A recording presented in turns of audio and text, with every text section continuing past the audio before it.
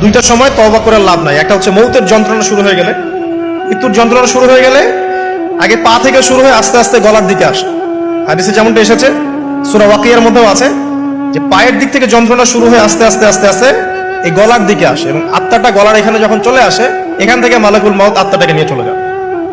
এবং চোখ দিয়ে তাকিয়ে থাকে মানুষ, রূহটা চলে গেলে মানুষ চোখ দিয়ে তাকিয়ে থাকে। দেখবেন এই কারণে মৃত ব্যক্তি তাকিয়ে থাকে, চোখ খোলা থাকে।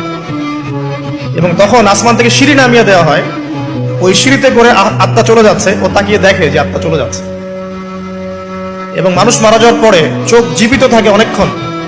মেডিকেল সায়েন্স যারা পড়েছে তাদেরকে জিজ্ঞাসা করবেন, মানুষ ডেড হয়ে গেলেও চোখ দেখবেন আরো কয়েক ঘন্টা, হয়তো আরো নির্দিষ্ট একটা সময় পর্যন্ত চোখটা কিন্তু জীবিত থাকে। এই জন্য চোখ বন্ধ করে দিতে হয়। যাই হোক, যেটা বলছিলাম যে মৌতের যন্ত্রণা শুরু হয়ে গেলে তওবা করে লাভ নাই, তওবার দরজা বন্ধ। আর পশ্চিম দিক থেকে সূর্য উঠে গেলে তওবা করে লাভ নাই, তওবার দরজা বন্ধ।